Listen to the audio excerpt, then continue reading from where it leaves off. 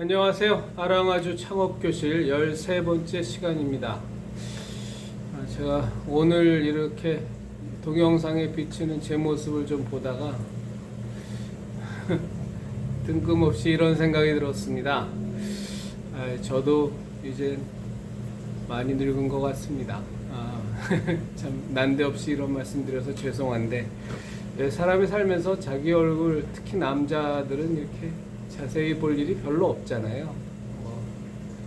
목욕하고 나서 로션 바르고 그럴 때 잠깐 보고 넥타이 삐뚤어졌나 그런 거 확인하러 잠깐 보지 남자들이 그렇게 거울 자주 봅니까? 근데 이 아랑아주 창업교실을 하다 보니까 저런 사람의 얼굴에 대해서 이렇게 아무래도 신경이 좀 안 가는 건 사실인 것 같습니다. 오늘 보니까 눈 밑에 그늘도 많고 많이 늙었습니다. 저 이거 모자 써서 그렇지, 이 모자 벗으면 완전히 빛나리죠. 빛나리. 부모님의 우수한 유전자를 타고받아서 조금도 불만은 없습니다. 한때 머리숱이 많을 때는 이렇게 막 줄어들 때는 막 안타깝고 어떻게든 잡아보려고 그러던 마음도 있었는데, 이렇게 저희 아버지 또 저희 할아버지를 닮아서 가는 길이 그렇게 나쁘지만은 않습니다. 그러니까 제가 우리 아버지 아들이고 우리 할아버지의 손주 아니겠습니까? 가격에 대해서 한 2번 정도 얘기를 드렸는데요. 첫째는 가격이라는 거 함부로 정하는 거 아니다. 두 번째로는 가격이라는 것에 있어서 가격 책정에서 가장 중요한 건 싸냐 비싸냐가 아니고 소비자가 그 정한 가격을 납득하느냐, 납득하지 못하는 가격이냐, 이제 이게 더 중요하다는 말씀을 좀 드립니다. 그건 정말로 중요합니다. 그래서 이제 소상공 자영업 하시다 보면 가격이라는 부분에 대해서 항상 고민이 되실 거예요. 근데 저는 기본적으로 이 사람의 품이 들어가는, 그러니까 노력과 땀방울과 또 쌓인 노하우와 이런 것들이 들어가는 입장에서는 이렇게 너무 박리를 해서 생고생은 고생대로 다 하고 이렇게 싸게만 가는 거는 저는 추천하고 싶지는 않습니다. 오늘은 좀 그 가격의 배신이라는, 일단 1차적으로 지난번에도 그 가게 장사의 목 놓고서 한 3번 정도 했는데, 오늘은 이제 가격 부분에 있어서 조금 좀 다른 측면에서 하나 좀 더 짚어드리고, 이것도 1차적으로 좀 넘어가도록 하겠습니다. 다뤄야 될 주제들이 너무 많아서 가격은 소비자들이 납득하느냐가 제일 중요하다는 말씀 드렸잖아요. 그러니까 예를 들어 보겠습니다. 이 거제도 같은 데 가면, 거제도 같은 데가 아니죠. 거제도 가면 제 기억이 맞는지 모르겠습니다. 바람의 언덕이라는 데가 있어요. 굉장히 풍광이 좋고 아름다운 곳이죠. 그렇게 아름다운 그 곳이 우리나라에 절경을 갖고 있는 곳이 한두 군데겠어요. 여수가도 많이 있고, 그렇죠?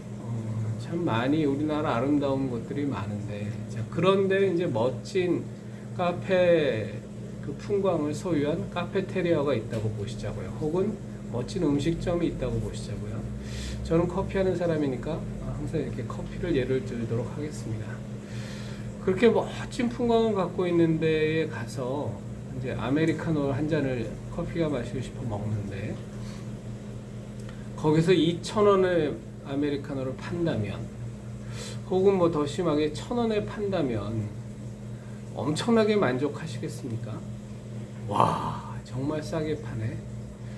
혹은 반대로 거기서 아메리카노 한 잔에 5,000원에 판다 그러면 이런 날강도 이 도둑놈들 같으냐고 엄청나게 화가 나실까요? 그렇지 않을 겁니다. 왜? 그 카페에서, 그 커피숍에서 주는 그 풍광이라는 것이 주는 어드밴티지가 분명히 있잖아요. 그것을 누리면서 그 아름다운 경치를 보면서 한 잔의 커피를 아메리카노를 이렇게 마실 수 있다는 건 5,000원 아니라 10,000원을 주고서라도 마실 수 있을 겁니다. 물론 거기서 이제 서비스가 너무 불친절하다거나 이러면 화가 나겠지만, 그렇지 않고 정상적인 서비스를 받고 또 정상적인 맛이 나오는 커피라면 뭐 충분히 그런 소위 말해서 관광 명소라는 건 사람들이 돈 쓰러 가는 데 아니에요, 그렇죠? 그러니까 뭐 그런 데 가서 5,000원을 주고 아메리카노를 사 먹는다? 뭐 별로 문제가 되지 않겠죠. 그런데 똑같은 퀄리티의 똑같은 품질의 커피를 직장인들이 이제 모여서 매일같이 이제 커피를 주로 사 먹는 오피스 밀집 지역에서 그 가격에 판다면 어떨까요? 저라면 이용하지 못할 것 같습니다. 웬만큼 특별하게 맛있고 엄청나게 좋은 카페의 분위기가 제공되지 않는 한 저라면 이용하기 어려울 것 같아요. 왜 그렇죠? 오피스 밀집 지역은 특징이 있어요. 그 반복적이라는 겁니다. 저는 주로 이제 오피스 밀집 지역에서 장사를 이전에는 대부분 해왔는데, 지금은 이제 오피스 밀집 지역이라기보다는 이제 가정 동네가 이제 가정 동네인데, 이전에는 오피스 쪽에서 했었어요. 그분들은요 거의 습관적으로 혹은 뭐 회의 때문에 하여간 이런저런 이유로 거의 단골 손님 분들은 매일 오세요. 그것도 하루에 2번씩 오시는 경우도 많아요. 아침에 출근할 때 한 잔, 점심 때 식사하시고 나서 또 한 잔, 혹은 뭐 오후에 몸이 피곤하고 노곤해서 이렇게 피로 회복하려고, 혹은 또 정신 차리려고, 기운 차리려고 또 한 잔, 이렇게 해서 하루에 한 3잔까지 이렇게 반복적으로 드시는 분들은 많지 않은데 2잔까지 반복적으로 드시는 분들은 참 많으세요. 자, 그럼 뭐가 문제가 되죠? 굉장히 그 빈번하게 소비가 이루어지잖아요. 근데 한 잔에 5,000원짜리 커피라고 그래 보십시오. 아무리 맛있어도 하루에 10,000원이 나가는 겁니다. 그러면 주 5일 근무하고 한 달을 20일을 잡는다고 쳐도 커피 값으로만 20만 원이 지출되는 거예요. 이거는 직장인들에게, 아무리 직장인들이 돈을 번다고 치더라도 너무너무 부담스러운 금액이에요. 왜? 반복적으로 이루어지고 있기 때문에.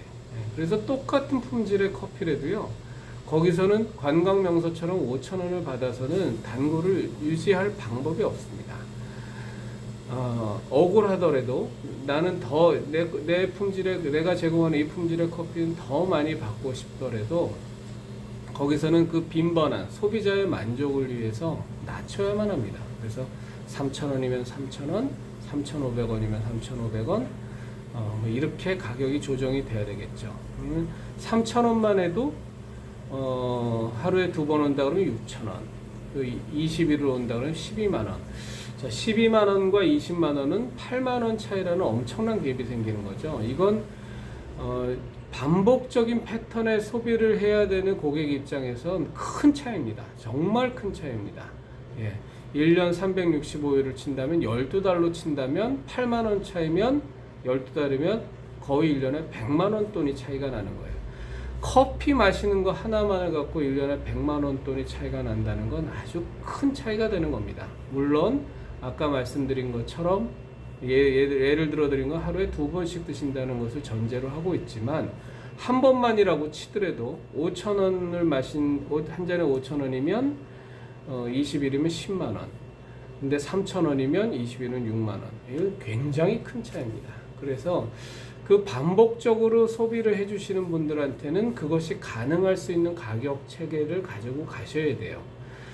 물론 나중에 또 설명드리겠지만 참 그것도 또 정답은 아니라 또 많은 변수들이 있습니다. 고려해야 될. 근데 그럼에도 불구하고 그런 요인이 있다는 것만큼은 분명히 인지를 하셔야 된다라는 말씀을 드리고 싶고요. 조금 그 제목이 도발적이긴 한데, 저는 그 주인장의 배신 혹은 가격의 배신이라는 표현으로 오늘 간단히 좀 하나만 짚고 넘어가도록 하겠습니다. 저희 같은 음식 장사를 예를 들면요, 하루에 팔 수 있는 양이 한정되어 있습니다. 무슨 말씀이냐면, 정말로 손발이 잘 맞는 저희 커피웨이 같은 경우에 3명의 바리스타가 주문을 받고 만들고 나가고, 그렇게 해서 손발이 정말 잘 맞는 바리스타 3명이 착착착착 기계적으로 돌아가면 1시간에요 한 100잔까지 만들 수 있습니다. 100잔을 팔았다 그러면 엄청나게 환상적인 호흡을 자랑하는 그런 조합이라고 보셔도 됩니다. 그러면 1시간에 100잔을 팔면 어떤 상태가 되냐면 완전히 파김치가 됩니다. 퍼지는 거죠. 200잔을 팔려면 정말 손발이 잘 맞는 바리스타가 2개의 포스트, 에스프레소 머신이라면 2대의 머신을 갖고 2군데서 돌아가면 6명이 2군데서 돌아가면 200잔을 팔겠죠. 자, 그렇게 한다고 치더라도 그건 사실상 중노동에 가깝습니다. 그래서 하루에 예를 들어 10시간을 돌아간다 그러면 3명이 하루에 10시간을 그런 식으로 일을 할 수도 없지만, 완전히 그럼 뭐 며칠이라고 그냥 다 퍼져버리겠죠. 근데 그렇게 가능하다고 할지라도 그러면 하루에 1000잔 팔면 맥시멈입니다. 더 이상은 팔고 싶어도 팔 수가 없습니다. 자, 그러다 보니까요, 음식 장사하시는 분들이 사실은 손님한테 좀 배신하는 행위를 때려요.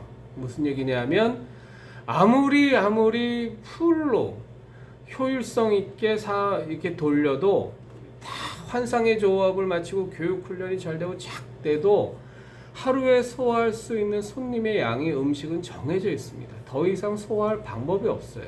공산품처럼 찍어내는 게 아니기 때문에 만드는 데 필요한 시간이 필요하고, 그 다음에 서빙하는 데 필요한 시간이 꼭 필요하고, 끝나고 난 뒤에 정리하고 설거지하고 이런 시간이 꼭 필요하기 때문에 하루에 팔 수 있는 양은 아무리 큰 레스토랑 음식점이라고 해도 정해져 있어요.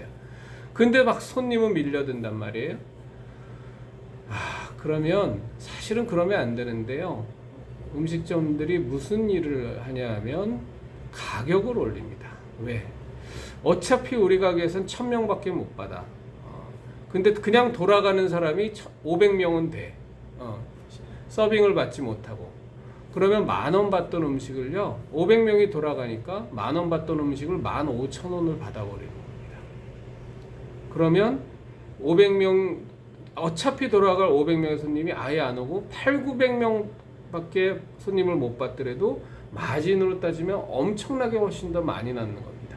이 짓을 참 잘합니다, 음식 장사하는 사람들이.